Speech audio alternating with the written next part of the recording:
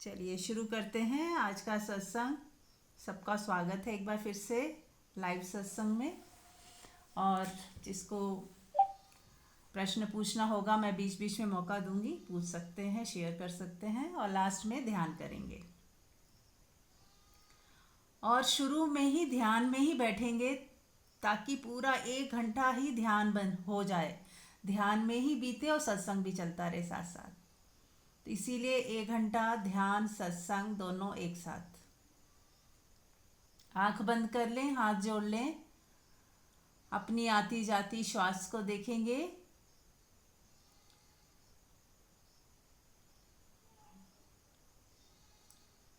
लंबी गहरी श्वास लें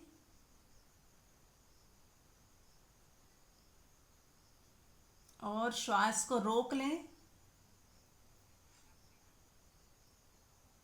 फिर श्वास छोड़ें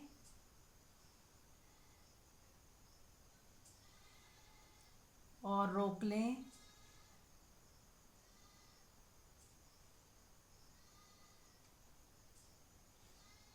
दो तीन बार और दोहरा लें। जैसे जैसे हम इस प्रक्रिया को करते हैं तो हमें खुद का अनुभव ये होता है कि जब जब श्वास को रोकते हैं ना, तो एकदम ठहराव सा महसूस होता है। ऐसा लगता है हम बहुत गहरे चले गए, क्योंकि श्वास रुक जाना यानी कि एक मृत्यु घट गई। 10 सेकंड के लिए, 2 सेकंड के लिए, जैसे ही जितनी देर श्वास रोकी उतनी देर की एक मृत्यु घटी। और मृत्यु के बावजूद भी हम हैं, हमारा होना है ना। तो आप एक बार फिर से करें और देखें, श्वास रोक कर देखें कि रुके हुए पलों में भी मुझे कैसा महसूस हो रहा है। ये बहुत ही पावरफुल प्रक्रिया है, इसको ऐसे हल्के में ना लें। सच में ही बहुत इसके रिजल्ट अच्छे आते हैं। करें, सभी करें।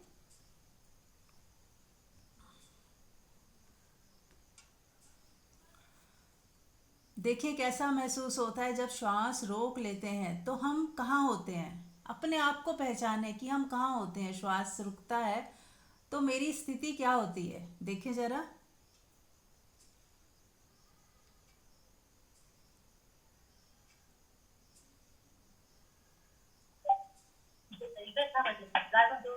म्यूट करें।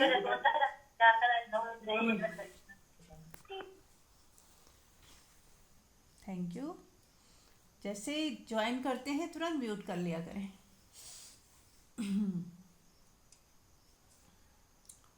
तो श्वास को भरें और रोकें और रुके हुए क्षण में देखें कि आपकी अवस्था कैसी है, कैसी होती है। वो एक तरह से मृत्यु के क्षण है। श्वास का रुक जाना यानी मृत्यु घट गई। अब आप कहाँ हो।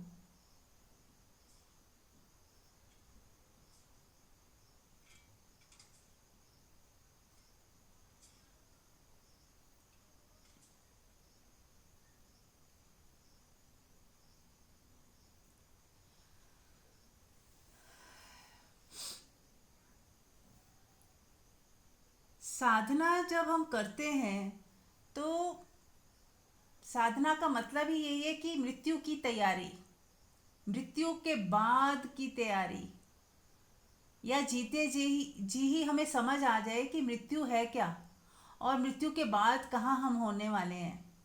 हमारी हम कहाँ पर होंगे मृत्यु के बाद। ये मृत्यु यानी शरीर की मृत्यु।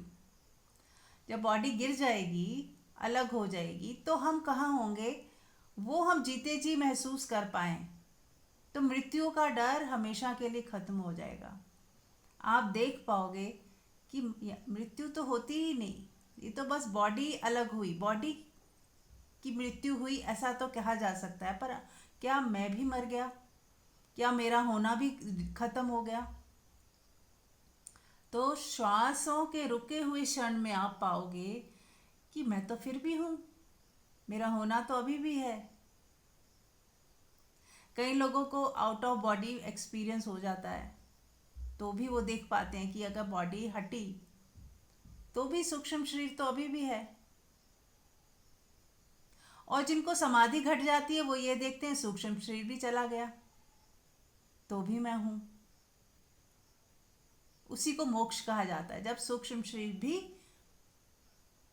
उसकी भी मृत्यु हो जाती है। सूक्ष्म शरीर हमारा बना है इच्छाओं से, वासनाओं से, हमारी अधूरी इच्छाओं से, अधूरे काम जो अभी अधूरे रह गए वो हमारे मन में कहीं ना कहीं उसकी रिकॉर्डिंग रह जाती है, उसके पद चिन्ह रह जाते हैं कि कुछ अधूरा था जो पूरा नहीं हुआ। कहीं किसी से राग होता है, वो हमारे में छपा रह जाता है, छप जाता है कि हाँ किसी से बहुत अटैचमेंट थी, उसी को याद करते करते पूरा जीवन बीत गया और उसी याद में मर गए, मृत्यु आ गई। तो अगले जन्म में फिर हम कहीं ना कहीं उसी व्यक्ति के आसपास पैदा होना चाहेंगे और जो अधूरा रह गया रिश्ता उसे पूरा करना चाहेंगे। उसमें या तो कुछ देना होगा या लेना होगा, कुछ देना बाकी था या लेना बाकी था। तो जीवन ही बताता है कि आगे आने वाला जीवन कहाँ और कैसा होगा। अगर बहुत द्वेष में हैं हम, पूरी ज़िंदगी अगर हम आंख बंद करें कर कर देखें कि हमारी ज़िंदगी में यदि द्वेष है, शिकायतें हैं, किसी को माफ़ नहीं कर पा रहे हैं, तो अगला जीवन क्या होगा। आने वाले जीवन में भी, अगले जन्म में भी हम कहीं ना कहीं उसी व्यक्ति के आसपास पैदा हो जाएंगे, दुश्मन की तरह, बदला लेने की भावना से उसको भी दुख पहुंचाएंगे, कहीं पीड़ा पहुंचाएंगे। तो इस तरह से हमारे कर्म कटते हैं। एक्चुअली हमने उसे कैरी फॉरवर्ड कर लिया। यदि हमने माफ़ कर दिया होता, लेट गो कर दिया होता, अपने को न्यूट्रल कर लिया होता जीते जी, तो अगले जन्म में संभावना बहुत कम या ना के बराबर होती कि हम दोबारा उससे टकराएं, क्योंकि हमने हिसाब किताब यहीं ख़त्म कर दिया। अब अधूरा कुछ नहीं है, तो अधूरा कुछ नहीं छोड़ना।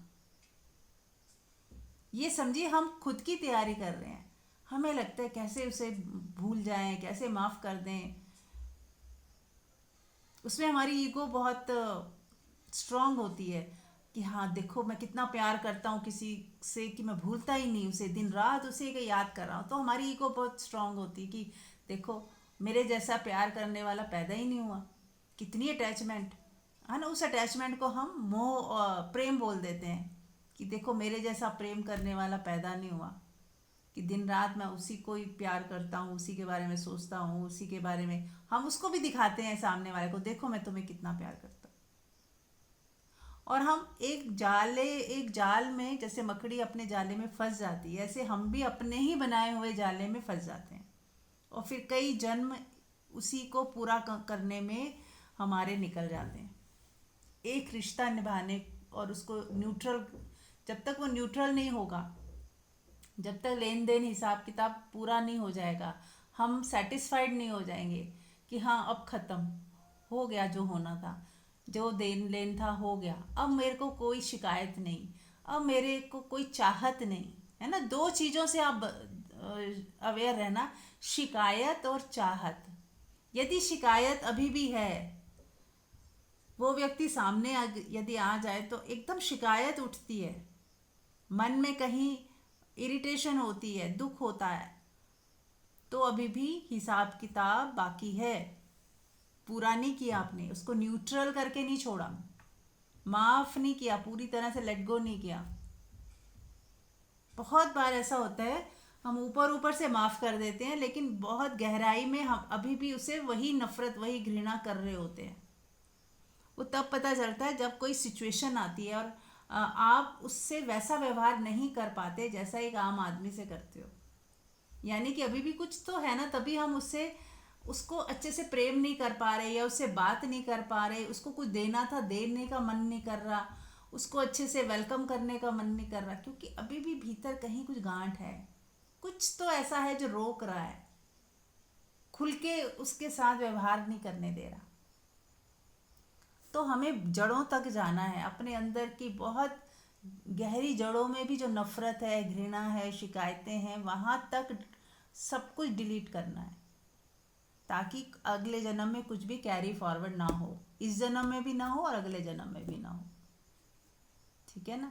तो शिकायत और चाहत, चाहते हैं तो भी इनकम्प्लीट है, शिकायत है तो भी इनकम्प्लीट है।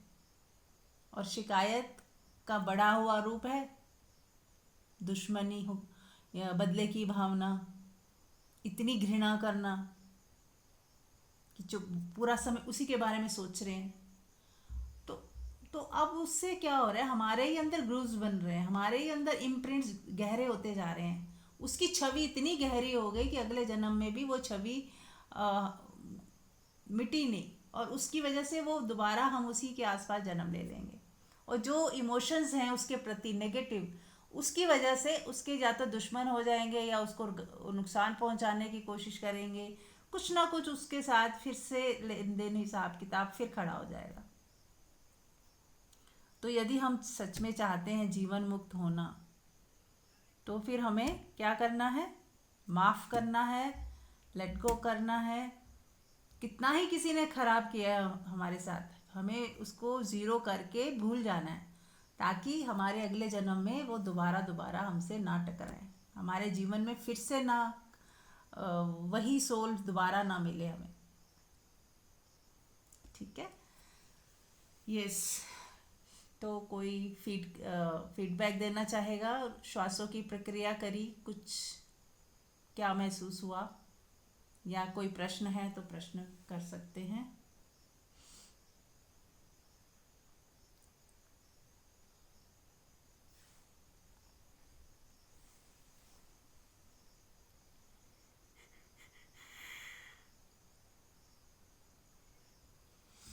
ठीक है, अगर कोई प्रश्न नहीं है तो आगे बढ़ते हैं।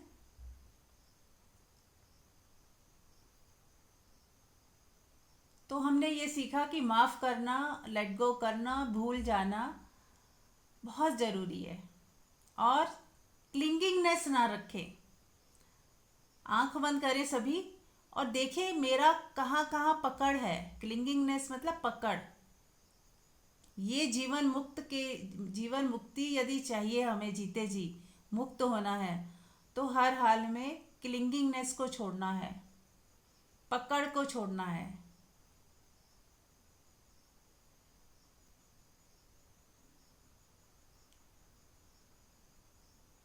शुरू शुरू में जब मैंने बहुत सारी ओशो को की किताबें पढ़ी और बहुत डिस्कोर्स सुने, तो इतने डिस्कोर्स सुनने के बाद एक पॉइंट ही बहुत ज़्यादा, मतलब एम्फेसिस जिसके ऊपर ओशो ने दिया है, इतना पढ़ने के बाद एक लाइन क्लिक हुई, क्लिंगिंगनेस नहीं करनी, पकड़ नहीं करनी, दुनिया नहीं छोड़नी, संसार नहीं छोड़ना, पकड़ छोड़नी है। और इस एक लाइन ने पूरा जीवन पलट दिया कि संसार नहीं छोड़ना, पकड़ छोड़नी है। अगर आप में से भी किसी को एकदम क्लिक हुआ हो कि यस, यही हमारे मुक्ति में सबसे बड़ी बाधा है, पकड़, भोगना बाधा नहीं है, उनका होना भी बाधा नहीं है, जो पकड़ रखते, मेरे का भाव जितना जितना स्ट्रांग होगा, उतना उतना ही हमारे इम्प्रिंट्स में वो छपेगा, और हमारा अगला जन्म फिर उसी की दिशा में आगे बढ़ेगा। जहाँ हमने मेरे को ज़्यादा हाईलाइट कर दिया, वही हमारे साथ सूक्ष्म शरीर में कैरी फॉरवर्ड हो जाता है, और फिर हम उसी दिशा में आगे बढ़ने लगते हैं। किसी को धन की पकड़ है, धन बहुत ज़्यादा उसको, धन की कोई बात हो तो हिल जाता है, अगर उसे नुकसान हो या कोई छीन ले या कोई उस पर हक जमाए तो उसे अच्छा नहीं लगता, तो इसका मतलब पकड़ है। और यदि वो कोई ऐसा आत्मा में जो टिका हुआ व्यक्ति, वो ऐसा सोचता है कि मेरे पास है परमात्मा का दिया हुआ, और इसमें मेरा कुछ नहीं है, सब परमात्मा का है, उसी से है, उसी के लिए है, और कोई दूसरा व्यक्ति भी आता है तो वो भी उसको भी उसी भाव से देखते हैं कि ठीक है, परमात्मा का व्यक्ति है, ये भी परमात्मा का बंदा है, और ठीक है, मैं यूज़ कर रहा हूँ, ये भी यूज़ कर रहे हैं, लेकिन इसमें फिर उसको कोई दुख और भय नहीं है, चिंता नहीं। तो हमारे भाव बदल जाते हैं कि मेरे की जगह परमात्मा का है। इसका मतलब ये नहीं कि हमें किसी को दे देना है, किसी के नाम कर देना है, रजिस्ट्री करा देनी है, ऐसा कुछ नहीं कहा जा रहा। एक भाव है कि एक हमारी पकड़ की वजह से डर होता है, फियर होता है और क्लिंगिंगनेस होती है। वो जब आप अपने अंदर झांकेंगे तो पता चल जाएगा। और हमें अपने विवेक से चलना है, ऐसा बेवकूफ़ियाँ वाले कोई काम नहीं करने कि मेरा नहीं है तो कोई भी ले जाए, ऐसा नहीं कहा जा रहा। मध्य मार्ग में रहते हुए ना तो क्लिंगिंगनेस करनी है, ना छोड़ना है, ना पकड़ना है, छोड़ना भी नहीं है। तो इसीलिए कहा गया द्वैत में नहीं जीना। अगर हम पकड़ छोड़ने की बात कर, पकड़ना नहीं है सोच तो लगता है कि छोड़ना है। नहीं, छोड़ना भी नहीं है, ना पकड़ना है ना छोड़ना है। छूट जाए कोई बात नहीं, और पकड़ना इतना कि बस है, इसका है तो उसका स्वागत है के साथ मैं राजी हूँ, ये इतनी ही पकड़ है बस। मेरा मेरे का भाव चला ना जाए, कोई डर नहीं है उसके साथ। परमात्मा ने दिया है, उसकी अमानत है, परमात्मा चाहे तो जो उसका यूज़ करे, और हर रूप में परमात्मा ही दिखे आगे। कि कोई भी भोग रहा है तो परमात्मा ही भोग रहा है, तो फिर किस बात की चिंता। परमात्मा का है और वही भोग रहा है, तो कोई भी भोगेगा तो परमात्मा ही भोग रहा है। कोई ले भी जाएगा तो भी परमात्मा ही भोग रहा है। कुछ इस तरह की दृष्टि यदि रखो तो कभी भी दुख नहीं होगा, और जो ऐसी दृष्टि रखेगा उससे कोई कमी तो कभी नहीं पड़ेगी, किसी भी तरह से असंतोष तो कभी नहीं होगा। और ऐसे व्यक्ति को प्रभु खुद अपनी गोद में लेके चलता है कि उसे कभी भी कोई दिक्कत आने ही नहीं देता।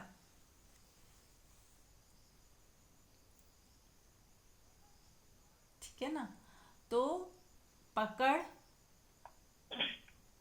यस, कोई पूछना शरीर के चाहता है? हाँ हाँ मैडम, शरीर के प्रति पकड़ हो तो उस पर कैसे काम करना है? हाँ, बिल्कुल। शरीर के ऊपर जो पकड़ होती है वो, उस पे काम कैसे करना है, तो उसके लिए है साक्षी भाव। हमें देखना है कि ये मैं नहीं हूँ, शरीर मेरा नहीं, ये एक दिन मिला और एक दिन चला जाएगा, और ये मुझे टेम्परेरी मिला है एक गिफ्ट की तरह, ताकि मैं दुनिया में चल फिर सकूं, बात कर सकूं, कम्युनिकेट कर सकूं। जैसे ये फ़ोन होता है हमारे पास, मोबाइल फ़ोन है जो, अब ये हमने क्यों ख़रीदा है कि हम इससे बातचीत कर सके, कहीं फ़ोटो खींच सकें, कहीं अलार्म लगा सके, हमारे कई काम आता है फ़ोटो खींचने के, बातचीत करने के, व्हाट्सअप करने के, सत्संग सुनने के। तो इसका यूज़ है, यूटिलाइजेशन है। पर इसमें अब इसमें कोई वो नहीं है कि ये लिविंग है और यही मैं हूँ, हम ऐसा, लेकिन इसके बिना भी हमारा काम नहीं चलता। हर समय मोबाइल साथ में ही होना चाहिए, लेकिन ये मैं तो नहीं हूँ, मेरा है पर मैं नहीं हूँ। ऐसे ही बॉडी को संभाल के रखेंगे, उसकी केयर करेंगे, खाना देंगे समय से, उसको नींद आती है वो सोएगा, बॉडी सोएगी, यानी कि बॉडी चार्ज हो रही है। बॉडी को कोई हेल्थ इशू है तो डॉक्टर के पास भी जाएंगे, जैसे हम मोबाइल में कोई इशू आता है तो हम जाते हैं उसको रिपेयर कराते हैं। ऐसे ही ये बॉडी हमारा जीता जागता परमात्मा का बनाया हुआ इंस्ट्रूमेंट है। ये मोबाइल इंसान का बनाया हुआ है और ये बॉडी परमात्मा का बनाया हुआ है, और उसी में परमात्मा रहते हैं, उसी में सभी देवी देवताओं का निवास है। पूरे ब्रह्मांड में जो भी आप सोच सकते हो ना, वो सब आपकी बॉडी में भी है। बाहर भी वही चीज़ है, अंदर भी वही चीज़ है। जैसे 5 एलिमेंट्स बाहर है, वही 5 एलिमेंट्स से ये बॉडी बनी है। जो देवी देवता बाहर हैं वो देवी देवता हमारे भीतर हैं। जो परमात्मा बाहर है वही परमात्मा मेरे अंदर भी है। जो अनंतनाद बाहर गूंज रहा है वो मेरे भीतर भी गूंज रहा है। तो हर चीज़ जो बाहर है, संसार बाहर है, संसार मेरे भीतर भी है। हमारी सोच का, हमारा ही बनाया हुआ संसार, ये मेरा है, मैं ऐसा, मैं ऐसी हूँ, मैं ऐसा करूँगी, मेरे को ये करना है, मुझे वो करना है। एक संसार हमने अपने भीतर भी बनाया हुआ है, मैं ये हूँ, मैं वो हूँ, ये मेरा है, ये मेरा नहीं है, मुझे ये करना, मुझे ये नहीं करना। ये द्वैत का सारा संसार हमारे अंदर है, ये अच्छा, ये बुरा। और हमें ये देखना है कि ये मैं नहीं हूँ, ये मेरा शरीर है, ये मैं नहीं हूँ, मैं इससे भी बियॉन्ड हूँ, इससे भी परे हूँ। तो इसके लिए हम कुछ कुछ प्रैक्टिस कर सकते हैं कि जैसे पूरा दिन ये ख्याल रखें कि जो भी हो रहा है, काम करते समय हाथों को देखें कि हाथ, ये मेरे शरीर, ये मेरी बॉडी है, मेरे से ये मेरा हुक्म मान रही है, मेरा कहना मान रही है। मैंने इसे ऑर्डर दिया कि खाना बनाओ, तो ये खाना बना रही है। मैंने ही उसे खाना खाने के लिए आगे आदेश दिया, तो अब ये हाथों से खाना खाना हो रहा है। मेरी बॉडी को भूख लगी, तो इस तरह से धीरे धीरे अपने को देखते जाएं कि मेरी बॉडी कर रही है, मैं नहीं कर रही, मेरी बॉडी कर रही। साक्षी भाव, कहीं ना कहीं मैं पीछे खड़ा हूँ। फिर खाली बॉडी ही नहीं, मेरा मन जो सोचता है, जो ऑर्डर दे रहा है बॉडी को, वो भी, उससे भी मैं परे हूँ। जो मेरे अंदर इमोशंस हैं, मैं उसके भी बियॉन्ड खड़ा हूँ। तो ऐसे धीरे धीरे बियॉन्ड बियॉन्ड, उसके बियॉन्ड, उसके भी पीछे, तो आपको बॉडी एक की। समय पर हाँ। ये हो रहा था और फिर नहीं, फिर ऐसा क्यों? फिर ये मालूम है मुझे ऐसा। मैं बीच में चल रही थी तो बोल रही थी हाँ। आपको थकान हुई है ना, तो घर में सो जाओ, थोड़ी देर में हम सोएंगे। ये सब फिर भूलना होके फिर और डर ऊपर आ गया। ऐसा फिर कैसे होता है वो? कोई बात क्यों नहीं, होता कई है? बार हम प्रैक्टिस छोड़ देते हैं और पूरी तरह आत्मा में टिकना हुआ नहीं अभी, है ना। ये शो करता है कि अगर हम पूरी तरह आत्मा में जिस दिन टिक जाएंगे, जिसको कहते हैं एनलाइटेंड हो गए कोई व्यक्ति, या पूरी तरह आत्म ज्ञान को प्राप्त हो गया, जब तक ये पूरी तरह नहीं होता तब तक क्या भूल जाते हैं। अगर हम प्रैक्टिस नहीं करेंगे, याद नहीं रखेंगे, तो धीरे धीरे वापस वहीं आज खड़े हो जाएंगे जहाँ पहले थे। पर हाँ, अब दोबारा आप फिर से ट्राई करो, फिर से आप बहुत जल्दी वापस आ जाओगे, क्योंकि आपने एक बार करा हुआ है। तो हम थोड़ा भूल जाते हैं, कोई भी चीज़ होती है ना, जैसे हम जब प्रैक्टिस करो तो एक शुरुआत में फिर हमें ज़्यादा टाइम नहीं लगता, भूलने के बाद जब दोबारा करेंगे तो फट से हो जाएगा। तो अगर आप भूल गए हो, आप वापस बॉडी को ज़्यादा फिर से फील करने लग गए हो कि ये ही मैं हूँ, हालांकि आप उसी उतनी ही इंटेंसिटी से अब कभी भी अपनी बॉडी को मेरा नहीं मानोगे, क्योंकि एक बार जब पता चल जाए कि बॉडी मैं नहीं हूँ, एक बार भी देख लिया ना, तो दूरी आ जाती है हमेशा के लिए।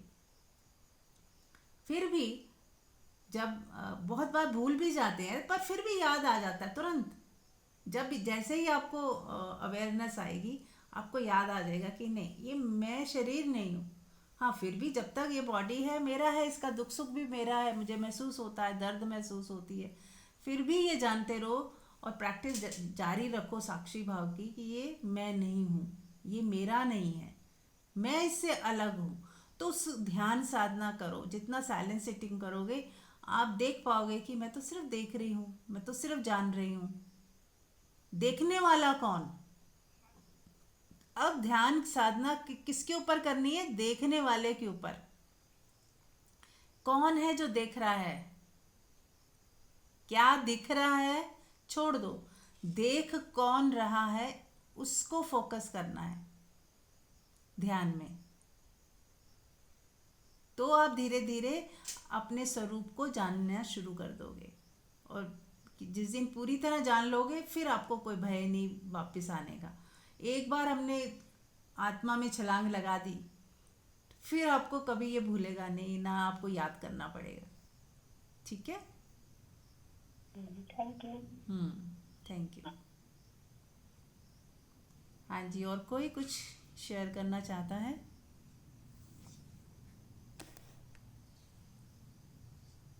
हाँ जी इंदु।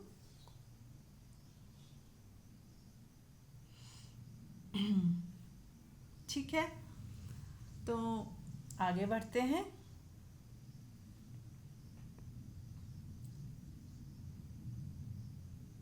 तो हम कह रहे थे कि पकड़ छोड़नी है, और उसमें भी छोड़ना पकड़ना नहीं है। देखिए, हमें बोलना पड़ता है पकड़ छोड़नी है। अब पकड़ कोई छोड़ने की चीज़ नहीं है, इसको हमें क्या करना है? देखना है। साक्षी भाव में अपनी पकड़ को देखें कि हाँ, मेरी पकड़ है कहाँ कहाँ, और अवेयर हो जाए कि हाँ, यहाँ पकड़ है, मुझे इस चीज़ को ठीक करना है। मुझे पकड़ रखनी नहीं, ये बस सोचेंगे, चाहेंगे और देखेंगे अपनी पकड़ को। जैसे हमने कल बात की थी कि अगर कहीं गंदगी होती है ना, अगर हमने एक बार देख लिया तो अब वो गंदगी ज़्यादा देर तक नहीं रहेगी। आप उसे साफ कर ही लोगे या करवा लोगे, है ना। बाहर की गंदगी को कोई दूसरा भी कर सकता है, लेकिन हमारे जो भीतर है चीज़ें वो हमें ही ठीक करनी है। यदि हम ध्यान से देखें, अभी साथ साथ कर लें, आंख बंद करें और देखें पकड़ है कहाँ कहाँ, सिर्फ देखें। पकड़ को छोड़ने का मतलब बस यही है कि बस पकड़ना नहीं है। अब उस वो ऐसी कोई चीज़ नहीं है कि जिसको हमें छोड़ना है। पकड़ना नहीं है तो बस छूट गया। जैसे मुट्ठी खोलने के लिए कोई कोई प्रयास थोड़ी करना है, मुट्ठी बंद है। अब आप कह रहे हो मुट्ठी कैसे खोलूं, तो उसका जवाब है कि मुट्ठी बंद ही मत करो, है ना। जब खुली थी हाथ तो जब नॉर्मल नेचुरल स्टेट हाथों की क्या है, वो खुला ही रहते हैं। लेकिन जब हम मुट्ठी बंद करते हैं, कोशिश करते हैं, तो ही तो बंद होती है। अब आप कह रहे हो बंद होगी तो खोलें कैसे, तो उत्तर ये है कि बंद ही मत करो और खोल बस सहज रहने दो हाथों को, तो वो खुल ही जाएगी। तो जैसे हम जब सहज होते जाएंगे उतना वो पकड़ छूटती जाएगी। हमें अवेयर रहना है, पकड़ की तरफ बहना नहीं, कंजूस नहीं होना, अपना कंट्रोल नहीं करना, चिंता नहीं करनी, फियर नहीं उसके लेके डर डर आ जाता है, छूट गया तो, चला गया तो। जो भी है मेरे पास वो क्या है, परमात्मा का है। ये शरीर भी परमात्मा का, ये बॉडी भी परमात्मा की है। और मुझे करना क्या है, सिर्फ अपनी यात्रा करनी है, कुछ अच्छे काम करने हैं, अपने को ग्रो करना है और बाहर सेवा करनी है, प्रेम देना है, प्रेम देना है, लेना नहीं। तो बहुत क्लैरिटी आ जानी चाहिए साधना में कि दो चीज़ें बाहर करनी है, सेवा और प्रेम देना है और सेवा करनी है, जो जितनी हो पाए उतनी, जितने की करने में मेरा आनंद हो, उतनी सेवा जितना करने में आनंद हो, देना कितना, जितना देने में आनंद हो। दे के मज़ा आ जाए, भूल जाएं, दे के याद ना रखें, सेवा करके भूल जाएं, एक्सपेक्टेशन ना रखें, किसी को एहसान तले दबाएं ना, किसी को ऐसा ना लगे कि हमने उस पर बड़ी कृपा करी है या उसे एहसान के तले दबा दिया है कि वो अब हमारा एहसान कैसे चुकाएगा। तो ये सब ना हो, बस सहज देना लेना हो। जैसे सूरज सहज दे देता है, बदले में कुछ नहीं चाहता। हवा सहज चलती है, सब हमें जीवन दे रही है, लेकिन चाहती कुछ नहीं, और ना हम देते हैं कुछ, थैंक यू भी नहीं बोलते, क्योंकि इतनी वननेस है कि थैंक यू बोलने की ज़रूरत ही नहीं लगती, है ना। इतनी वननेस है सूरज में, हवा में और हमारे बीच में, इतना जुड़ाव है कि ऐसे लगता है कि हम एकदम जुड़े ही हुए हैं। कोई बहुत अपना होता है तो रोज़ हम उसे नमस्ते नहीं करते, ऐसा करने का ही भाव नहीं होता, लगता कि जुड़े ही हुए हैं, जुदाई कब हुए। इतना गहरा वननेस होती है, गहरा जुड़ाव होता है। तो इसका मतलब ये नहीं कि हमें थैंकफुल नहीं होना चाहिए, ग्रेटफुल नहीं होना चाहिए। बात ऐसी कि जब बहुत ज़्यादा जुड़ाव होता है तो ये सब चीज़ें भी कई बार गिर जाती हैं।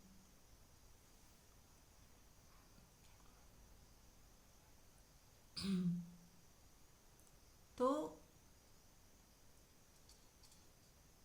प्रेमपूर्ण होना एक हमारे जीवन का उद्देश्य है कि अपने प्रेम को शुद्ध करते जाएं। जब भी हम दूसरे से प्रेम देने की भी बात करते हैं तो कहीं ना कहीं अगर हमारे मन में अभी ईगो है तो वो शुद्धता नहीं होती देने में, कहीं ना कहीं एक्सपेक्टेशन हो जाती है, कहीं ना कहीं किसी को दीनहीन समझ के देते हैं, अपने से कमज़ोर समझ के देते हैं, अशुद्धि आ जाती है विचारों से। बहुत भाव से कर रहे हैं लेकिन कहीं ना कहीं विचारों से अशुद्धि आ जाती है, जो कि एक स्वाभाविक है। ऐसा नहीं है कि जानबूझ के कर रहे हैं, स्वाभाविक होता है कि हमें अभी हम उतने आत्मा में नहीं गए हैं, ईगो बिल्कुल पूरी तरह डिजॉल्व नहीं हुआ है, तो कहीं ना कहीं अशुद्धि आ जाती है। तो इस अशुद्धि को भी शुद्ध करते हुए चले, है ना। तो जहाँ तक हो सके दूसरे को ऊपर, खुद को नीचे करते हुए कहते देते हुए हमें इतना ऐसा हो कि एक हाथ से दिया दूसरे को पता ना चले, 10 लोगों को हम बताते ना फिरें, या बताया भी है तो उसमें कहीं ईगो मेरी बूस्ट होगी ऐसे ऐसा भाव ना हो। सहजता में बोल दिया तो कोई बात नहीं, लेकिन मेरी वाहवाही होनी चाहिए, लोग मुझे अच्छा करके देखें, या मैंने बहुत अच्छा काम किया तो मेरी सराहना होनी चाहिए। ये सब भाव छोड़ के कि ठीक है, ऐसा करने में ही मज़ा आ रहा था, ऐसा किसी को देख के इतनी खुशी होती है। और कई बार हम बता भी देते हैं, खुशी का स्वभाव है वो बंटना चाहती है, पर वो उसमें भाव ये नहीं होता कि हम कोई ईगो से कह रहे हैं। कई बार आनंदित होकर भी हम अपनी बात बोल देते हैं किसी को कि कितना मज़ा आया ऐसा करके, तो वो ठीक है। बस ये है कि हमारे उसके पीछे मंशा क्या, इंटेंशन क्या, वही मैटर करती है। तो इसलिए बहुत ज़्यादा हमें नियम कानून भी नहीं बांधने कि ऐसा नहीं करना वैसा नहीं करना। सहज ज़िंदगी जिए, आराम से एंजॉय करें, अपनी ईगो को जितना ड्रॉप कर सकते हैं ड्रॉप करके जिए, जितना किसी के बारे में कुछ ना सोचे तो अच्छा है, और सोचना है तो कुछ अच्छा ही सोचें। हर व्यक्ति में परमात्मा विराजमान है, ये इसको याद रखें, तो कोई गलती होएगी ही नहीं। कोई कैसा भी रोल प्ले कर रहा है, चाहे आपकी मेड है वो मेड का रोल प्ले कर रही है, पर है इसके अंदर भी उतना ही परमात्मा जितना हमारे अंदर है। इसके अंदर भी उतनी इमोशंस हैं, इसे भी हर्ट होता है, इसके भी बाल बच्चे हैं, परिवार है, ये भी वैसे ही सोचती है जैसे हम सोचते हैं। तो कहीं ना कहीं हम समानता में भी जी रहे हैं। उसका छोटा सा घर ही उसका सब कुछ है, जैसे हमारा, उसके 2 बच्चे कैसे भी हैं उसके लिए वो ही उसका संसार है। जैसे हम अपने बच्चों के लिए सोचते हैं वैसे वो अपने बच्चों के लिए सोचती। तो बहुत सारी समानताएं दिख जाएंगी। तो जितना जितना वननेस में हम आते जाएंगे, जितना जितना वननेस को फील करते जाएंगे, और वननेस फील करते करते जितने आनंदित रहेंगे, प्रेम में रहेंगे, सुकून में रहेंगे, शांत रहेंगे, उतना ही हमारी ग्रोथ होती जाएगी। और शुरुआत मैंने की थी आज के सत्संग की कि आज हम जहाँ खड़े हैं वही हमारा आगे फ्यूचर होने वाला है, वही मरने के बाद, मृत्यु के बाद वही सब, उसी के अनुसार हमें अगला जन्म होगा या नहीं होगा। जो व्यक्ति पूरी तरह से संसार से मुक्त हो चुका, उसको कोई इच्छा नहीं, कोई वासना नहीं, कुछ अधूरा नहीं,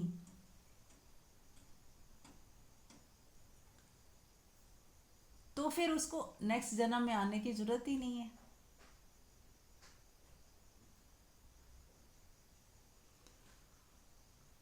और जितना हम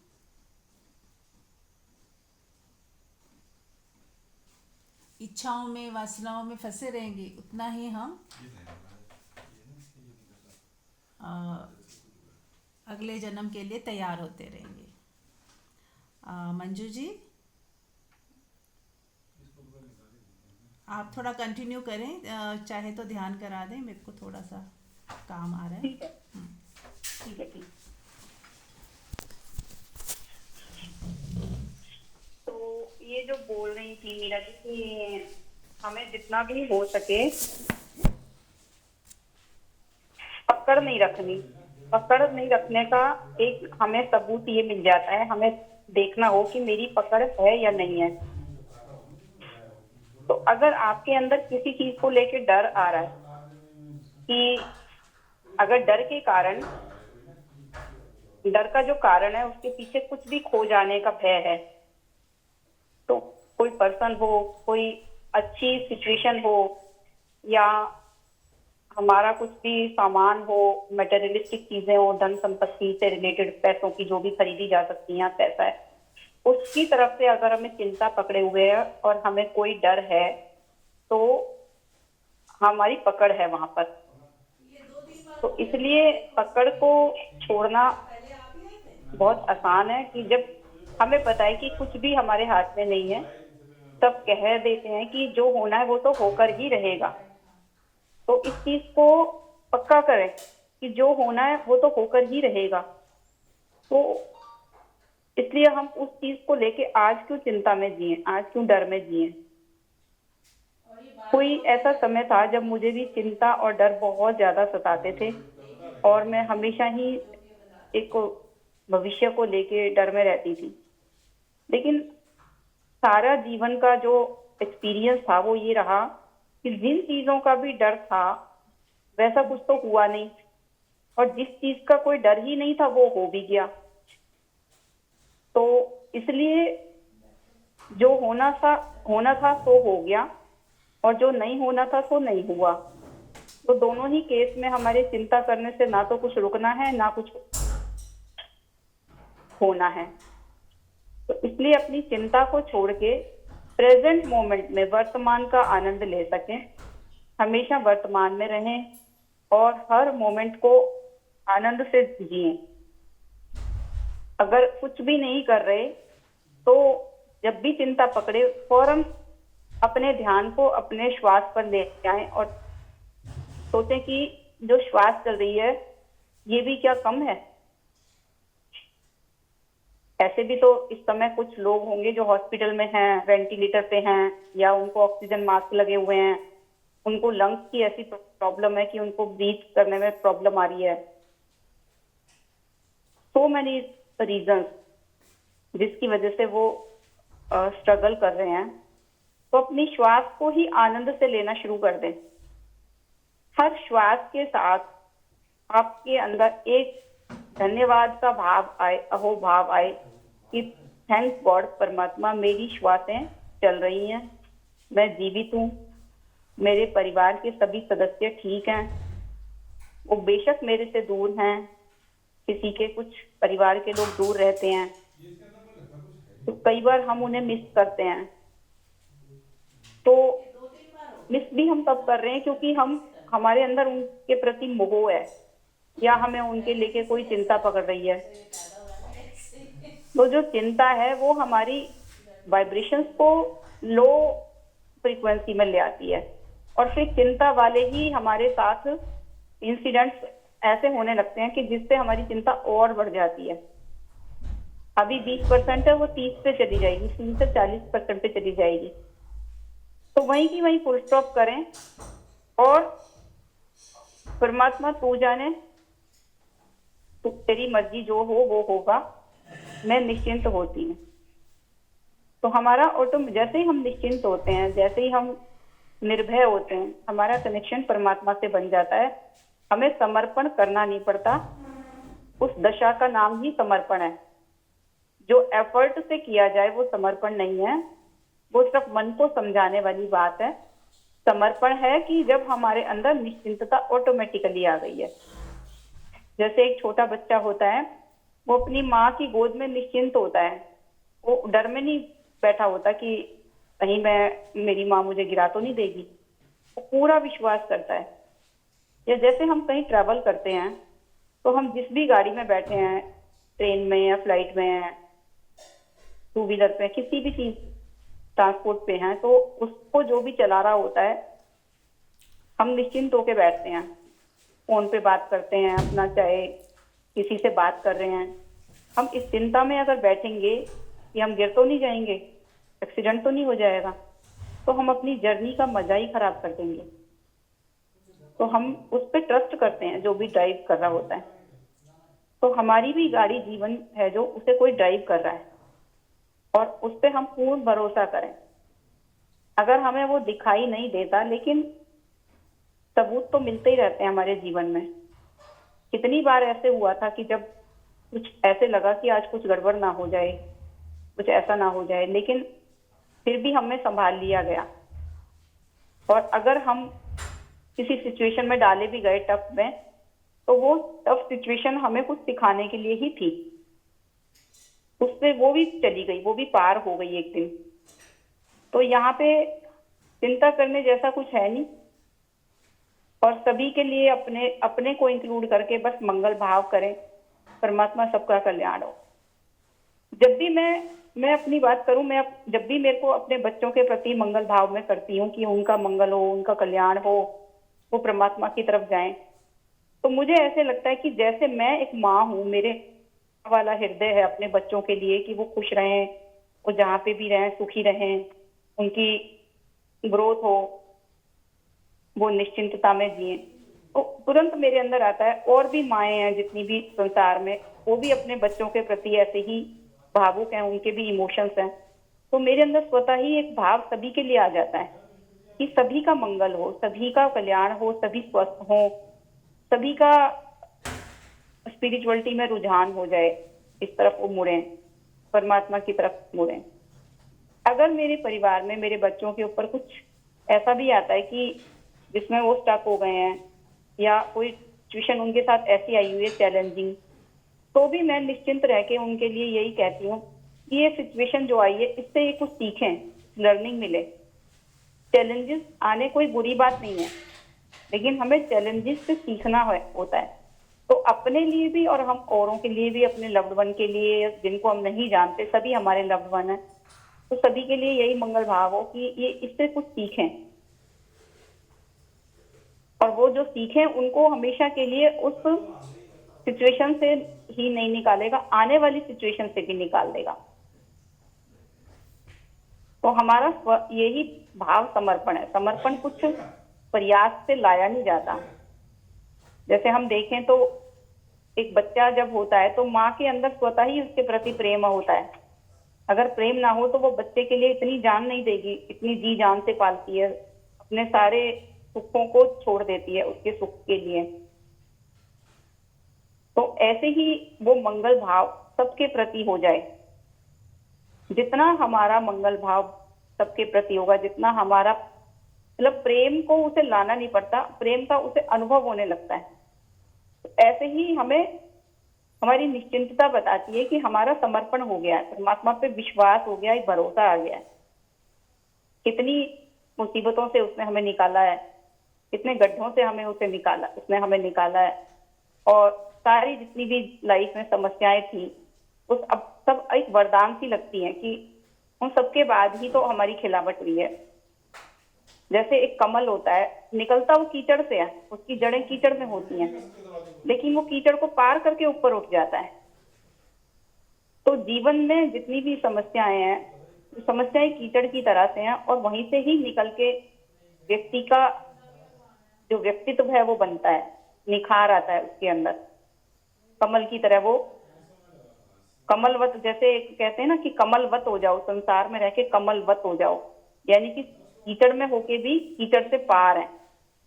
जैसे कमल का फूल है, वो खिलता ऊपर है, भले ही नीचे कीचड़ हो। तो भले ही हम संसार में रहें, लेकिन हम संसार से डिटैच्ड रहें, पकड़ से दूर रहें। संसार हमें ना पकड़ ले या हम संसार को ना पकड़ लें। तो इस तरह से आप अपने अंदर अपना ही निरीक्षण कर सकते हैं। कोई भी व्यक्ति दूसरा आपके बारे में वो बताएगा जो उसको लग रहा है आपके बारे में। सही गलत का निर्णय हमें खुद करना है कि हमारा जीवन कैसा चल रहा है, हमारी फीलिंग कैसी है, हमारी समस्याएं अब पहले जितनी नहीं रही, लाइफ में कम होनी शुरू हो गई हैं, हमारा शरीर पहले से अच्छा फील करता है, बहुत सारी चीजें हैं हमारी अपने आप ही वो चीजें ठीक होने लगती हैं। तो सुगंध ही बता देती है अपने जीवन की, हाँ मेरी पकड़ खत्म हुई है, मैं निश्चिंतता में, निर्भयता में जीने लगा हूँ, जीने लगी।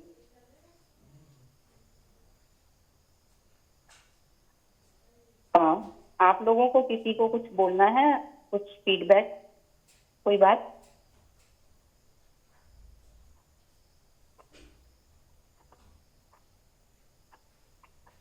हाँ, मीरा जी और मंजू जी, आपको मेरा प्रणाम, सभी भक्तों को मेरा प्रणाम।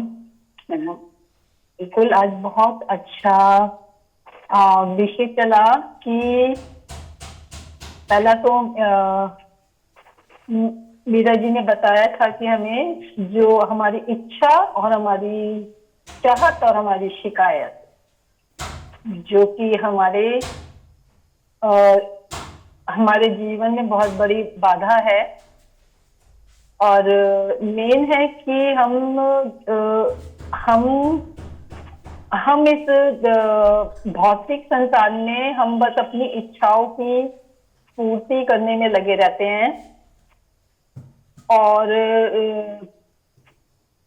हमें अगर हम मतलब हमें जो भी काम करना है, अपनी जो भी भगवान ने हमें काम दिया है, तो हम ये सोचे कि भगवान ने हमें ये काम दिया है, तो हम उस काम को समर्पित भाव से करें। मतलब उसमें हमारी कोई कामना, कोई इच्छा नहीं होनी चाहिए कि अगर हमने कोई कर्म किया है तो हम किसी कामना इच्छा से कर रहे हैं, तो हम कर्म बंधन में बंधते हैं। और अगर हम सब कुछ समर्पित करके कोई कर्म करते हैं तो हम कर्म बंधन में नहीं बंधते। क्योंकि जो ये कर्म बंधन ही हमारे दूसरे जन्म का कारण बनता है। तो हमें इसी जन्म में अपने कर्म पर बहुत ज्यादा ध्यान देना है कि हम हर समय सतर्क रहें अपने कर्म के प्रति, और हम कर्म को काट इस समय, जिससे हमारे इसी जन्म में हमारे सारे कर्म कट जाएं। और यहाँ पर एक बहुत ये मीरा जी ने भी बताया था कि हमें पकड़ नहीं रखनी है, जिसमें पकड़ का यही था कि मतलब मेरे का भाव नहीं रखना है। और जिसमें एक उदाहरण भी दिया था कि जैसे हम धन की पकड़ रखते हैं, तो उसमें ये बिल्कुल भगवान का दिया हुआ, हमारे को जो कुछ दिया है वो भगवान ने दिया है, और वो सब कुछ परमात्मा की अमानत है। तो जो परमात्मा ने हमें पदार्थ दिए हैं वो यूज करने के लिए दिए हैं, बिल्कुल उन्होंने हमारे लिए सारी व्यवस्था की हुई है। मगर हम उन चीजों को जो यूज करें वो भगवान के सेवा में यूज करें। उस धन को भी हम भगवान की सेवा में यूज करें, मतलब कि भगवान, हम भोगी नहीं है, भगवान भोगता है। और हम क्या समझते हैं कि हम भोगी हैं। हम इसको धन को, ये जो धन है, जो ये हमें जो कुछ हमें सब कुछ मिला है, हम उसका भोग करें। तो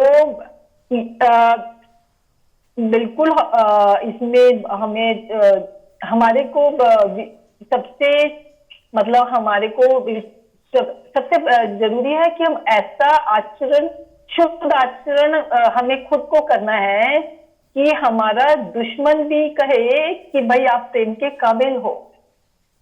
ऐसा शुद्ध आचरण की हमें बहुत प्रैक्टिस करनी है। हमारे जीवन में शुद्धता होनी चाहिए, ईमानदारी होनी चाहिए। और कई बार क्या होता है कि हम कुछ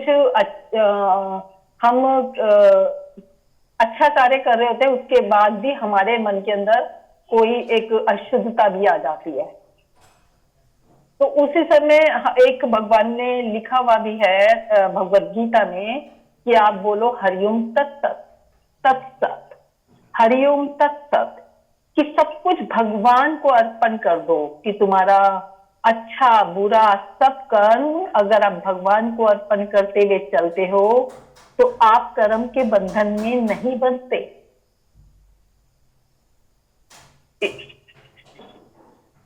और ये जैसे ही हम और भगवान भी, मतलब आपको भगवान में, मतलब मेन है कि हमें भगवान की शरण ग्रहण करनी है। अगर हम पूर्ण विश्वास करके भगवान की शरण ग्रहण कर लें तो भगवान तो खुद कहते हैं कि मैं आपकी हर चीज की रक्षा करूंगा, जो आपको जरूरत है वो मैं आपको दूंगा, बस तुम मेरे ऊपर पूर्ण विश्वास करके मेरी शरण में आ जाओ। तो बहुत वैसे बस हम यही तो करना है कि हम बस भगवान के पूर्ण विश्वास करके भगवान की शरण ग्रहण करें, और तो सब कुछ अच्छा ही होगा जीवन के अंदर। हरे कृष्णा।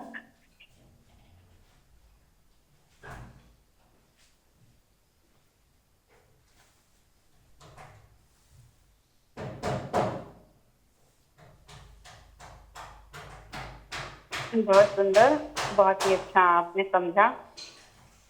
रेनू जी, अब आप होपोपोनो वाला वो करा रही हैं प्रेयर? मंजू जी आप ही करा दो, थोड़ा कुछ काम चल रहा है तो आवाज़ें बहुत आ रही हैं। प्लीज़ यू ठीक कंटिन्यू। है, ठीक, हाँ। ठीक है। तो हम लोग आजकल जैसे होपोनो पोनो प्रेयर कर रहे हैं, हम आज वो ही करते हैं। सभी आंख बंद करें और हाथ जोड़कर सभी देवी देवताओं का, पांचों तत्वों का, सारे ग्रहों का, ग्रह नक्षत्रों का आह्वान करके उन्हें अपने पास फील करें। सभी बुद्ध पुरुषों का, महावीर, बुद्ध, नानक, ओशो, जितने भी बुद्ध पुरुष हुए हैं सभी को अपने पास फील करें, जैसे वो आपको आशीर्वाद दे रहे हैं आपकी प्रेयर के लिए, और आपकी प्रेयर पूरी हो रही है। पूर्ण श्रद्धा और भाव के साथ ये होपोनोपोनो प्रेयर हम करेंगे।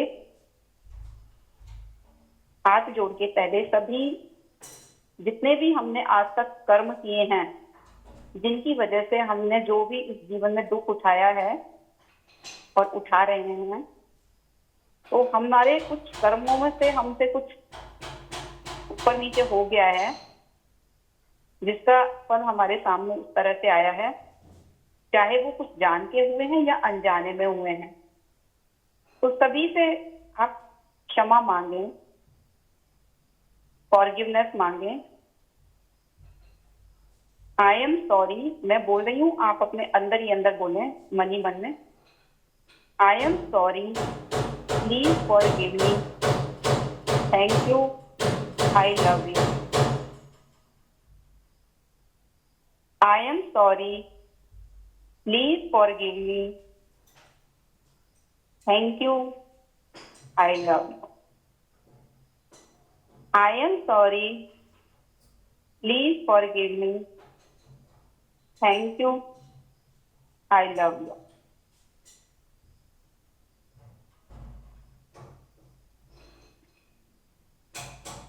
अब जितने भी लोगों से हमें ऐसा लगता है उन्होंने हमें दुख पहुंचाया है, हम आज उनकी वजह से कष्ट में हैं, या पास्ट में भी जितना हमने अपने आप को दुख पहुंचाया, किसी की कर्मों की वजह से, किसी ने हमें गालियां दी, तो हमने उनके लिए गलत सोचा, हमारे अंदर गलत भाव आया, तो उनको भी अब हम क्षमा करते हैं। उन सबको हम क्षमा कर रहे हैं और उनसे क्षमा मांग रहे हैं कि हमने आपको अपने दुख का जिम्मेदार ठहराया। आप जिम्मेदार नहीं हो, मैंने ही आपके साथ कुछ कर्म ऐसे किए थे जिनकी वजह से आपने मुझे ऐसा बोला, मेरे बारे में गलत सोचा, गलत बोला, गालियां दी, मेरा अपमान किया, मेरी निंदा की। तो आप उन्हें भी फॉरगिव करें और उन्हें क्षमा करके उनसे बोलें, I am sorry, please forgive me, thank you, I love you. I am sorry, please forgive me, thank you, I love you. I am sorry, please forgive me, thank you, I love you. जरूरी नहीं है इसे English में बोलेंगे तो ये प्रार्थना पूरी होगी। अपने बस भाव हमें देने हैं और बहुत भाव के साथ ये प्रार्थना करनी है होपोनोपोनो कि मैं आपसे क्षमा चाहती हूँ, मैंने आपको अपने दुख के लिए जिम्मेदार माना, प्लीज मुझे क्षमा कर दें। आपने मुझे क्षमा कर लिया, उसके लिए मैं आपका धन्यवाद करती हूँ और मैं आपको प्रेम देती हूँ। हिंदी में हो या इंग्लिश में हो, जहां भी आपका भाव उन तक पहुंचना चाहिए। और जब आप सारे देवी देवताओं को आह्वान करके उनको अपना साक्षी मानकर आप प्रार्थना करते हैं सच्चे मन से, आपकी प्रार्थना जरूर स्वीकार होती है ये विश्वास, ये भरोसा पूरा बना कर रखते हैं। अब हम अपने एंसेस्टर से ये प्रार्थना करते हैं। आप देखें आपके सामने, हम सबके सामने हमारे मम्मी पापा खड़े हैं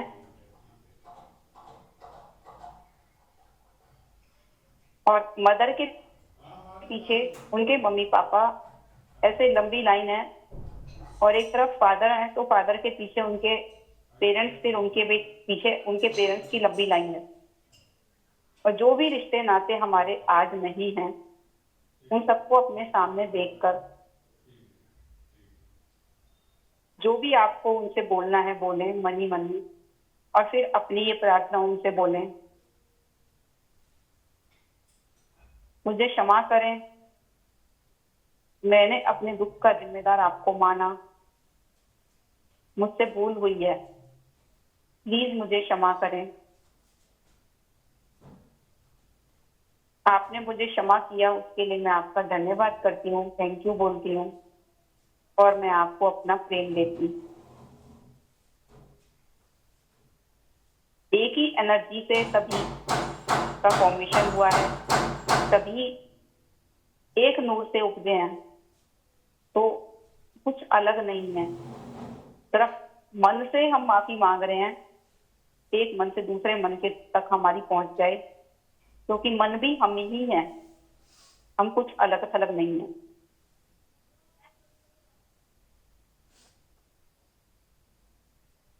आपने उन्हें देखा कि वो खुश हो रहे हैं और वो आपको भी बोल रहे हैं। हम एक दूसरे को, अपने पूर्वजों से आप बातचीत ऐसे करें, हम एक दूसरे को कर्म बंधनों से, एक दूसरे के प्रति जो भी हमने बनाए उनसे मुक्त करते हैं। आप भी उन्हें मुक्त करें और वो भी आपको मुक्त कर रहे हैं, और आपको आशीर्वाद देते हुए विदा हो रहे हैं। और जब वो विदा हो रहे हैं तो जैसे कोई जाता है, पीछे से हम उसको दुआएं देते हैं, आशीर्वाद देते हैं, तो उन्हें जाते हुए अपनी दुआएं दें, अपना आशीर्वाद दें। आप जहां भी हों, जिस भी जन्म में हो, आप स्वस्थ रहें, आपका कल्याण हो, आप परमात्मा की तरफ मुड़ें, आपकी दिशा संसार में ना होके परमात्मा की तरफ हो। वो भी खुशी खुशी वापस जा रहे हैं और आप भी उनके साथ कर्म बंधन को खत्म होते हुए देखकर खुश हो रहे हैं। मैंने जो भी जाने अनजाने में बेड़ियां अपने ऊपर डाल दी थी, उनसे कर्म बंधन बना लिया था, मैं उन कर्मों से आज मुक्त हो गई। जो भी सभी आपके साथ हैं, देवी देवता, बुद्ध पुरुष, सारे ग्रह, नक्षत्र, 5 एलिमेंट, 5 सत्गुण, उन सबको धन्यवाद करें कि उन्होंने आपका मार्गदर्शन किया है। आपकी क्षमा प्रार्थना में उन्होंने भी आपको आशीर्वाद दिया है। आप बहुत खुशी के भाव से, मानसिक रूप से उनका धन्यवाद करें और उन्हें थैंक यू, लव यू बोलें।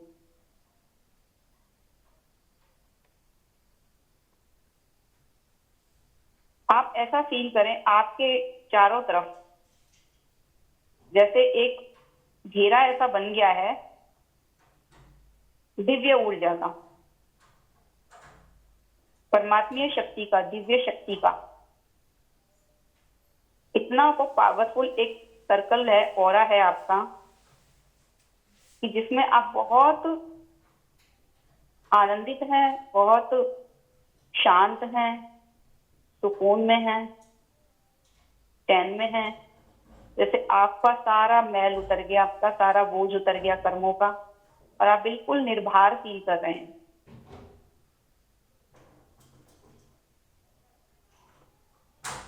अब आप कोई उनसे अलग नहीं है।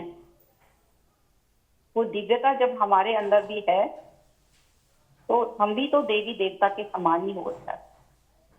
अब हमारी दुआएं, हमारा आशीर्वाद भी सबके ऊपर जाता है। अपनी प्रेम भरी ऊर्जा को पूरे यूनिवर्स में बखेर दें, सभी को आशीर्वाद दें। जैसे हम देवी देवताओं से कहते हैं हम पर कृपा करना, आप ऐसा अनुभव करें आपकी कृपा भी समस्त दिशाओं में जा रही है, आपसे डिवाइन एनर्जी रेडिएट हो रही है।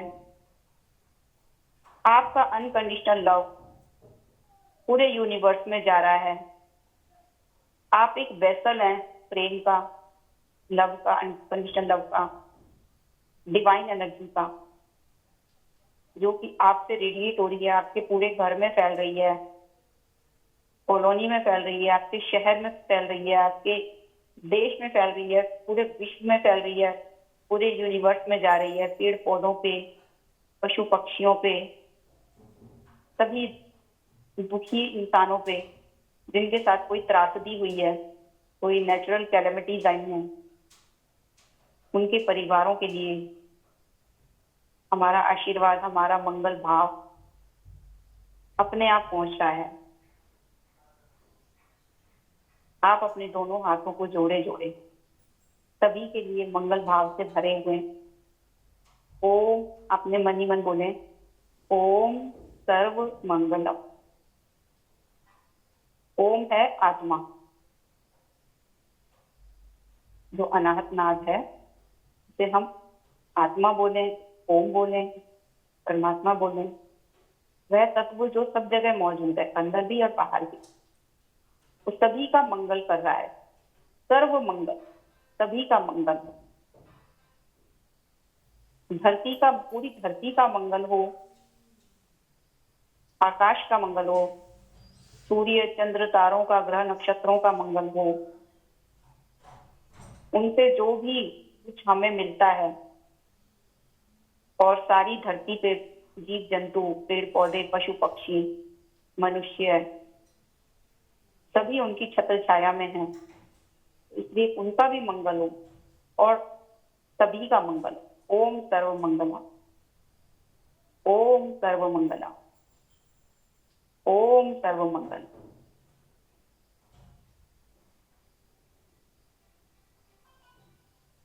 आप उच्चतम स्थिति में हैं, हायर फ्रीक्वेंसी में हैं, बहुत अच्छी वाइब्रेशंस में हैं। अपनी इस वाइब्रेशन में आप जितनी देर स्टे करेंगे, आप शक्तिशाली होते चले जाएंगे। आपकी भगवत्ता सभी के लिए कल्याणकारी हो। वो डिविनिटी जो हमारे अंदर ऑलरेडी है, अब वो अपना कार्य कर रही है। मैं, हम भी इंक्लूड हैं,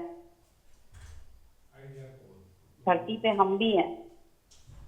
हमारे साथ साथ पूरी धरती का, पूरे मानव जाति का कल्याण हो रहा है। कोई देशों में बंटवारा नहीं है, सभी में आपस में प्रेम हो रहा है। सभी की युद्ध की भावना खत्म हो गई, शांति की भावना आ गई है। हमारा भाव बहुत पावरफुल है।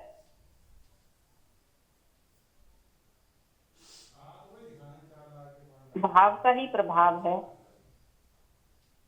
अगर कोई भी कृत्य, जैसे हम लोग श्राद्धों में करते हैं या नवरात्रों में करते हैं, जो भी हम पूजा पाठ, पंडितों को खिलाना, जो कुछ भी हम करते हैं, अगर उसमें हमारा भाव नहीं है तो वो व्यर्थ है। और अगर हम भाव से कर रहे हैं, कृत्य ही नहीं कर रहे, कुछ कर ही नहीं रहे, लेकिन हमारा अंतर्मन इतना पवित्र है, हमारा अंतःकरण इतना पवित्र है और हमारा भाव इतना प्रगाढ़ है, तो निश्चित ही वो काम कर रहा है। वो भाव सभी का मंगल कर रहा है।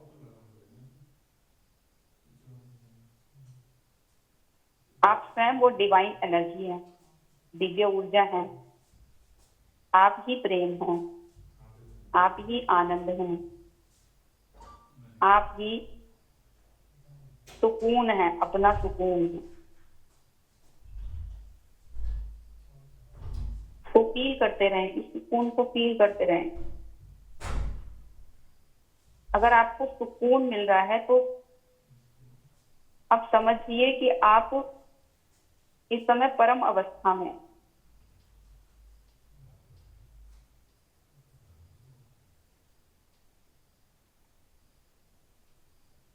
अपने इस सुकून भरी अवस्था में रहें, अपनी इस प्रेमपूर्ण अवस्था में रहें। और कोई व्यक्ति, कोई पर्टिकुलर है इस समय जिसको आप चाहते हैं कि ये व्यक्ति सुखी हो जाए, उसका मंगल हो जाए,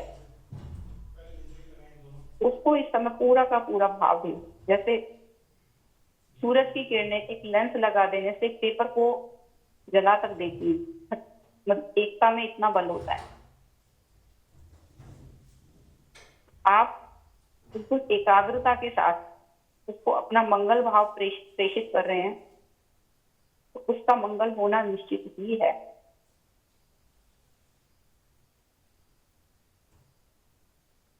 वो उन्हें परमात्मा के सम्मुख कर दें। और ऐसा फील करें जैसे वो परमात्मा के सामने खड़े हैं और परमात्मा उन्हें एक शावर कर रहा है ब्लेसिंग।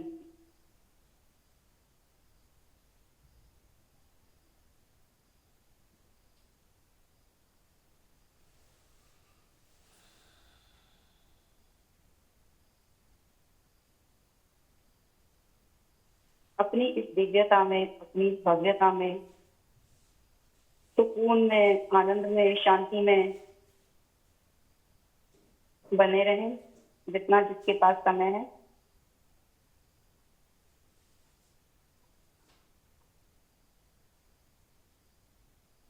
जब तक अच्छा लग रहा है उस स्टेट में, उस अवस्था में रहें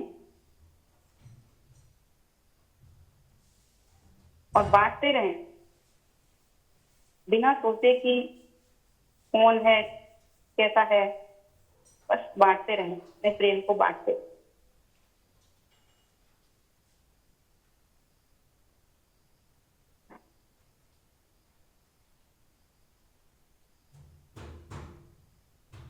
प्रेमपूर्ण व्यक्ति के पास ही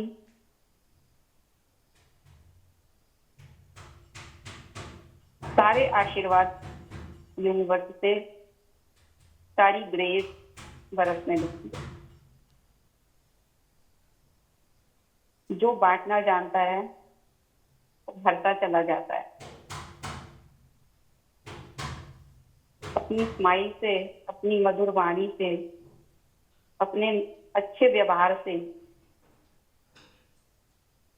इन दिव्य गुणों से अपने आप को भरता हुआ महसूस करें।